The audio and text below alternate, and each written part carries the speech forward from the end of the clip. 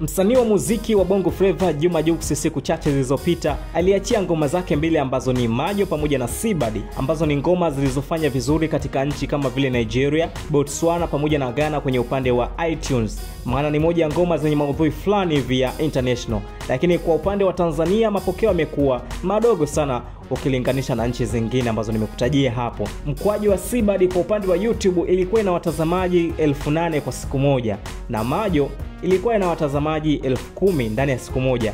Kawaida wasanii wa Bongo wanapoachia ngoma, mashabiki hupenda kufuatilia kazi za wasanii wao kwa ukubwa tofauti na sasa hivi. Na ukiangalia title ya Jux na numbers ambazo amezipata, kiufupi haziridhishi kabisa, nini namba ndogo kabisa yani. Kwa hiyo Jux akaamua afanye maamuzi magumu. Kwa sasa ukiingia YouTube ukizisearch hizo nyimbo utaambiwa video unavailable, yani hazipatikani kabisa. Na kupitia mitandao ya kijamii kumekuwa na mjadala mkubwa sana kuhusiana na hili linaloendelea kwa wasanii kazi zao kutofanya vizuri kwenye platform kama YouTube, yani wafuatiliaji ni wachache tofauti na mwanzo tulipokuwa tunashuhudia. So hizi nyimbo mbili ambazo nimekuambia, Majo pamoja na Sibadi, kwenye upande wa YouTube Jux amezifuta kabisa na hazipatikani. Yani ukienda ukisearch pale YouTube hizi nyimbo unaambiwa video unavailable, yani hazipatikani kabisa. So Jux amezifuta katika namna ya kuondoa aibu, yani numbers zimekuwa ni chache sana kwenye upande wa YouTube.